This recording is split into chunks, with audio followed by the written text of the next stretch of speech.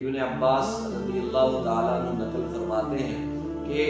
ہوا یعکف الذنوب، فرمایا وہ گناہوں سے رک جاتا ہے، گناہوں سے بچ جاتا ہے، محفوظ ہو جاتا ہے۔ وہ جب مسجد میں بیٹھا ہے تو اللہ کا مہمان ہے اور دنیا کے گناہوں سے وہ کٹ گیا، اکثریت گناہوں سے بچ گیا۔ کہ جب آپ اعتکاف میں بیٹھ جاتے ہیں تو پھر بڑی بات ذہن میں یہ ہونی چاہیے کہ میں نبی اکرم صلی اللہ علیہ وسلم کی سنت مبارکہ کو پورا کر رہا ہوں۔ ایسی سنت جس کے بارے میں امام زہری رحمۃ اللہ علیہ فرماتے ہیں کہ امت کو کیا ہو گیا کہ جس عمل کو اللہ کے پیغمبر صلی اللہ علیہ وسلم نے ہجرت کے بعد 1 سال بھی اپنی آخر زندگی تک نہیں چھوڑا، تو امت اس میں سستی اور غفلت کیسے کر رہی ہے؟ کیوں کر رہی ہے غفلت؟ آپ صلی اللہ علیہ وسلم نے اعتکاف ایسی سنت مبارکہ جسے زندگی میں چھوڑا نہیں، ہجرت کے بعد نہیں۔ آج بھی مسجد نبوی کے اندر جب داخل ہوتے ہیں تو مسجد نبوی میں ایک اسطوانۃ السریر کے نام سے ایک ستون انہوں نے بنایا ہوا ہے، اور وہاں پر جو ستون اسطوانۃ السریر بنایا ہوا ہے یہ وہ ستون ہے جو آپ صلی اللہ علیہ وسلم کی اعتکاف والی سنت اور اعتکاف والی جگہ کی نشاندہی کے لیے انہوں نے رکھا ہوا ہے کہ یہ وہ مقام ہے جو وہ مبارک جگہ ہے جہاں پیارے حبیب صلی اللہ علیہ وسلم، آقا مدنی صلی اللہ علیہ وسلم جس جگہ پر اعتکاف فرمایا کرتے تھے، اس وقت غزہ فلسطین والے مسلمانوں پر جو حالت اور جو کیفیت طاری ہے ان کو ضرور اپنی دعاؤں میں یاد رکھیں، ہر مسلمان یاد رکھے، اور خصوصاً ہمارے وہ بھائی جو اعتکاف میں بیٹھ رہے ہیں وہ تو یقیناً غزہ والے مسلمانوں کو اپنی دعاؤں میں یاد رکھے کہ ان کی دعاؤں کے بغیر اس وقت میرا نہیں خیال کہ ہماری کوئی دعا۔ بسم اللہ الرحمن الرحیم۔ ناظرین، آج ہم اعتکاف کے حوالے سے کچھ ضروری گزارشات، اور بعض لوگ ایسے ہیں جنہوں نے اب تک اعتکاف کے بارے میں کچا پکا ارادہ کیا ہوتا ہے، مستقل ارادہ نہیں کر پائے، 100% وہ خود کو تیار نہیں کر پائے، دل تو ہے، سوچ تو ہے، لیکن ان کے سامنے وہ فضائل، وہ مناظر، وہ خوبیاں اور اعتکاف کے بارے میں مثبت باتیں نہیں ہیں، دراصل وہ خود کو اب تک مضبوط نہیں کر پائے۔ تو آج اعتکاف کا دن ہے، آج غروب آفتاب سے پہلے اعتکاف پر بیٹھنا ضروری ہے سنت مؤکدہ کو حاصل کرنے کے لیے اور سنت مؤکدہ پر عمل کرنے کے لیے۔ تو ہم ویڈیو یہ آج ریکارڈ ہو رہی ہے، لیکن ممکن ہے آپ تک کل پہنچے یا 1 دن تک پہنچے، تو ہم البتہ اعتکاف کے بارے میں چند ضروری گزارشات عرض کر دیتے ہیں۔ اللہ تعالیٰ ممکن اس کے ذریعے سے کسی کا دل، دماغ، ذہن کھولے اور اس کے لیے اعتکاف میں 10 دن گزارنا آسان ہو جائے۔ سب سے پہلی بات ہے کہ ہم اعتکاف کیوں کریں؟ ہم اللہ رب العزت کی محبت کو حاصل کرنے کے لیے، دنیا میں کوئی بھی عمل ہے تو ہم اللہ کی محبت کو حاصل کرنے کے لیے کرتے ہیں۔ تو پہلا موٹیو انسان کے دماغ میں، انسان کے ذہن میں یہ ہونا چاہیے، پہلی بات، پہلا نقطہ یہ ہونا چاہیے کہ میں نے یہ طے کرنا ہے کہ مجھے اللہ کی محبت میں اضافہ چاہیے یا نہیں چاہیے، اللہ کی محبت چاہیے یا نہیں چاہیے، اور پھر اس میں اضافہ چاہیے یا نہیں چاہیے۔ اگر میں یہ طے کر لیتا ہوں کہ مجھے اللہ کی محبت چاہیے، مجھے اللہ کی محبت کو بڑھانا ہے، دن بدن مجھے اس میں اضافہ کرنا ہے، تو پھر میں اس کے لیے اعمال طے کروں گا کہ کون سے ایسے اعمال ہیں جو مجھے اللہ کی محبت زیادہ سے زیادہ دلا سکتے ہیں۔ کیونکہ میں نے اب طے کر لیا نا، ساری زندگی اگر ایک انسان یہی طے نہیں کر پاتا کہ مجھے اسے اللہ کی محبت چاہیے یا نہیں چاہیے، اور اللہ کی محبت اس نے لینی ہے یا نہیں لینی، اور اللہ کی محبت میں اضافہ کرنا ہے یا نہیں کرنا، تو کفِ افسوس ہی مانا جا سکتا ہے اس انسان پر۔ اس انسان پر تو فری ہے، افسوس یہ کہ وہ زندگی گزار گیا،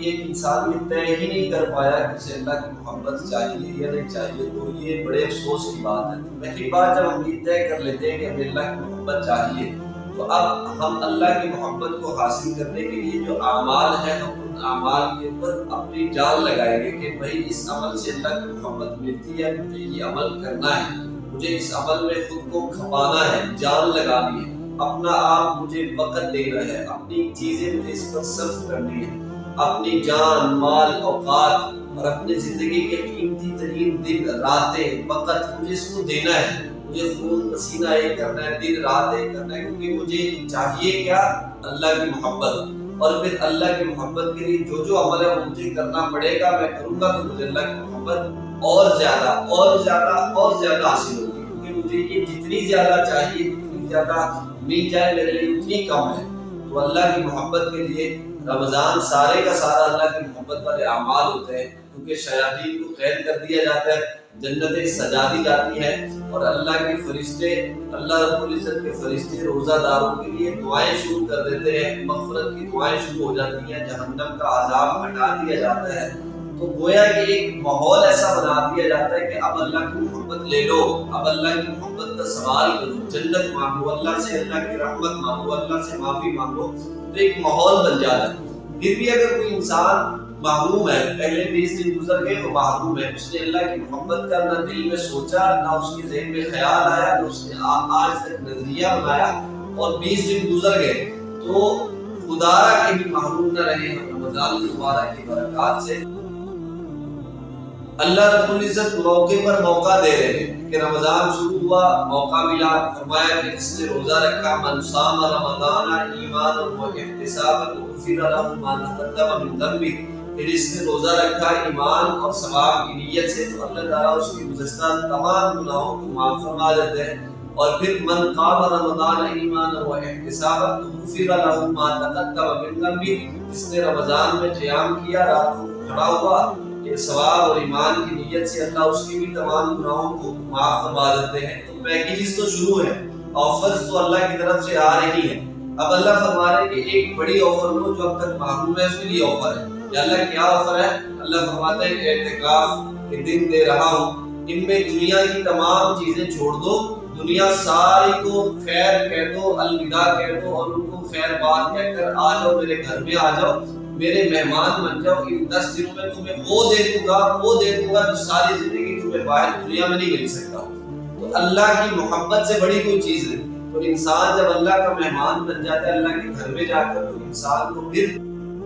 اللہ کی محبت کا نزول انسان پر شروع ہوتا ہے، انوارات، برکات انسان پر نازل ہونا شروع ہوتی ہیں۔ تو انسان اپنے اوپر جب یہ چیزیں طاری ہوتے ہوئے دیکھتا ہے تو زندگی کے رنگ بدلتے ہیں، ماحول بدلتا ہے، صبغۃ اللہ، اللہ کے رنگ میں انسان رنگا جاتا ہے، اور اللہ کا رنگ جس پر چڑھ جاتا ہے پھر دنیا کا رنگ اس کو نصیب نہیں ہوتا، اور دنیا کا رنگ اس کو جچتا نہیں ہے۔ تو اللہ کی محبت لینے کے لیے پہلی بات یہ ذہن میں بٹھائیں کہ اعتکاف اللہ کی محبت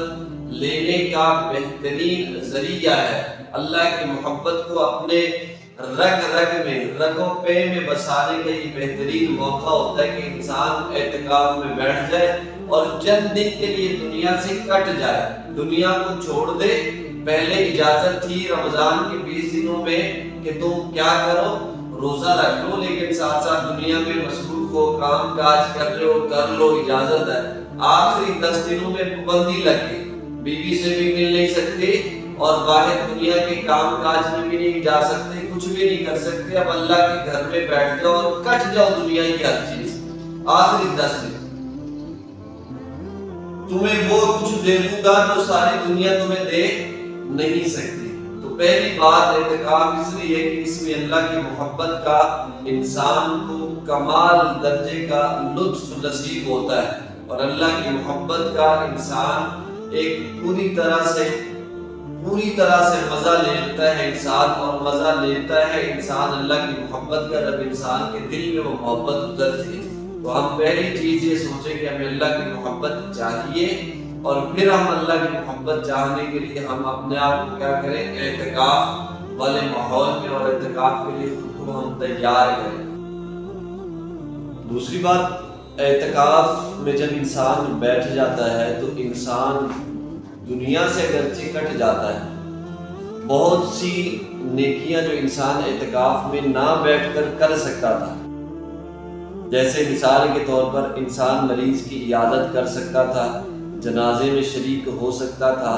اور غم خاری کے لیے کسی کے گھر میں تعزیت کے لیے جا سکتا تھا۔ وہ تمام اعمال اللہ رب العزت اس کے وہ تمام اعمال کا جو اجر و ثواب ہے وہ اللہ تعالیٰ جب وہ اعتکاف میں بیٹھتا ہے تو نبی اکرم صلی اللہ علیہ وسلم کا ارشاد مبارک ہے ابن عباس رضی اللہ تعالیٰ عنہ نقل فرماتے ہیں کہ ہوا یعکف الذنوب، فرمایا وہ گناہوں سے رک جاتا ہے، گناہوں سے بچ جاتا ہے، محفوظ ہو جاتا ہے۔ وہ جب مسجد میں بیٹھا ہے تو اللہ کا مہمان ہے اور دنیا کے گناہوں سے وہ کٹ گیا، اکثریت گناہوں سے بچ گیا۔ اب زبان کا استعمال سنبھال کے کرے اور اچھے طریقے سے اپنی زبان کو استعمال کرے اور مسجد میں بیٹھ کر فضول وقت ضائع نہ کرے، فضول گوئیاں نہ کرے اور بے وجہ اپنے وقت کو ضائع نہ کرے، تو یہ گناہوں سے بچا ہوا ہوا یعکف الذنوب۔ اور اگلی بات ارشاد فرمایا وَيَجْرِي لَهُ الْحَسَنَاتِ كَعَامِلِ الْحَسَنَاتِ كُلِّهَا، فرمایا اللہ تعالیٰ نے اس کے لیے نیکیوں کو جاری کر دیا جیسے کہ تمام نیکیاں کرنے والا ثواب پائے گا، یہ مسجد میں بیٹھ کر ان تمام نیکیوں کا ثواب پا لے گا۔ تو انسان کو یہ تمام نیکیاں مسجد میں حاصل ہو جاتی ہیں، اعتکاف میں بیٹھا، نیت اعتکاف کی۔ اور تیسری بات اس میں یہ ہے کہ جب آپ اعتکاف میں بیٹھ جاتے ہیں تو پھر بڑی بات ذہن میں یہ ہونی چاہیے کہ میں نبی اکرم صلی اللہ علیہ وسلم کی سنت مبارکہ کو پورا کر رہا ہوں، ایسی سنت جس کے بارے میں امام زہری رحمۃ اللہ علیہ فرماتے ہیں کہ امت کو کیا ہو گیا کہ جس عمل کو اللہ کے پیغمبر صلی اللہ علیہ وسلم نے ہجرت کے بعد 1 سال بھی اپنی آخر زندگی تک نہیں چھوڑا، تو امت اس میں سستی اور غفلت کیسے کر رہی ہے؟ کیوں کر رہی ہے غفلت؟ آپ صلی اللہ علیہ وسلم نے اعتکاف ایسی سنت مبارکہ جسے زندگی میں چھوڑا نہیں، ہجرت کے بعد نہیں چھوڑا، 2 اعتکاف آگے پیچھے ہوئے، شوال کے آخری عشرے تک لے گئے، اگلے رمضان میں کر لیا لیکن چھوڑا نہیں۔ ایسا مواظبت، پابندی اور مستقل مزاجی سے آپ صلی اللہ علیہ وسلم نے اعتکاف کو فرمایا۔ تو یہ ایسی سنت، ایسی جاندار، ایسی مضبوط سنت، تو سنت کی لذت جب سوچیں گے کہ میرے پاک پیغمبر صلی اللہ علیہ وسلم نے اس عمل کو اتنی مواظبت سے فرمایا، تو انسان کے اندر وہ محبت کا جذبہ موجزن ہوگا، وہ محبت پیدا ہوگی کہ میرے نبی صلی اللہ علیہ وسلم کی سنت کو میں پورا کر رہا ہوں اور آپ کی ادا کو زندہ کر رہا ہوں، آپ کے عمل کی اتباع میں ہی عمل میں کر رہا ہوں، تو آپ کو اعتکاف کی لذت بھی نصیب ہوگی اور اعتکاف کا جذبہ بھی اور بڑھ جائے گا، اور انسان دن بدن جہاں اللہ کی محبت حاصل ہونا شروع ہوگی وہیں پر حضور صلی اللہ علیہ وسلم کے ساتھ کنیکشن، رابطہ مضبوط ہو جائے گا، اور آپ کی محبت بھی ہمارے دلوں کے اندر وہ پیدا ہوگی اور بڑھتی جائے گی، اور اس کا بڑھنا ہی مقصود ہے، اس کو بڑھنا چاہیے اور اس کے بڑھنے میں ہی خیر ہے۔ تو یہ 3 باتیں اعتکاف کے لیے کہ اعتکاف کیوں کرنا چاہیے، ہمیں اعتکاف کرنے سے ہمیں کیا فائدہ حاصل ہوتا ہے۔ چوتھی بات اس کے بارے میں کہ اعتکاف میں بیٹھنے والا کیا حاصل کر سکتا ہے اور کس نیت سے اعتکاف میں بیٹھنا چاہیے کہ انسان شب قدر جیسی رات کو پالے گا، کہ آخری عشرے میں جو آپ صلی اللہ علیہ وسلم نے رمضان کا لب لباب اور خلاصہ جس رات کو قرار دیا وہ شب قدر کی رات، یعنی آپ صلی اللہ علیہ وسلم نے شب قدر والی رات کو فرمایا کہ قدر کی جو رات ہے اس کے بارے میں فرمایا جس کو شب قدر قرار دیا گیا، انا انزلناہ فی لیلۃ القدر وما ادراک ما لیلۃ القدر لیلۃ القدر خیر من 1000 شہر، 1000 مہینے سے بہتر، 1000 مہینے سے بہتر جس رات کو قرار دیا گیا وہ لیلۃ القدر کی رات انسان کو نصیب ہوتی ہے۔ یعنی وہ عبادتیں، وہ لذتیں، وہ ساری انسان زندگی میں حاصل نہیں کر سکتا۔ اگر ایک رات میں انسان عبادت کر لے تو انسان کو اللہ تعالیٰ 1000 مہینوں کی عبادت کا ثواب ایک رات میں اللہ نصیب فرماتے ہیں۔ اور اتنی قیمتی اور افضلیت اور فضیلت والی رات کہ جس رات کے نام پر خود قرآن پاک میں اللہ تعالیٰ نے سورت نازل فرمائی اور اس سورت میں اس رات کی اہمیت کو بیان کیا گیا، اور اس رات کی فضیلت تنزل الملائکۃ، اس میں فرشتے نازل ہوتے ہیں، اور اس کی اہمیت کو اس انداز میں بیان کیا گیا کہ لوگوں کے اندر اس رات کی قدر و منزلت بیٹھے اور لوگ اس رات کے لیے اپنے آپ کو کیا کریں، تھکائیں، اس کو تلاش کریں۔ آپ صلی اللہ علیہ وسلم نے ارشاد فرمایا تحروا، اسے تلاش کرو، اسے تلاش کرو، یہ رات تمہیں تلاش کرنی چاہیے۔ تو اس رات کو انسان کیا کرے، تلاش کرے۔ تو شب قدر انسان پا لیتا ہے، 21، 23، 25, 27 اور 29 میں سے کوئی ایک رات ممکنہ طور پر ہو سکتی ہے، اور اعتکاف میں بیٹھنے والا ان تمام راتوں کو مسجد میں جب گزارے گا تو یقیناً وہ باہر والوں سے کچھ نہ کچھ عبادت میں اضافہ کر سکتا ہے۔ اگر وہ نیت کے ساتھ بیٹھے تو وہ اضافہ کر سکتا ہے، اور یقیناً اضافے کے ساتھ وہ بہت سی خیریں حاصل کر لیتا ہے۔ آپ صلی اللہ علیہ وسلم کا جو اعتکاف والا عمل تھا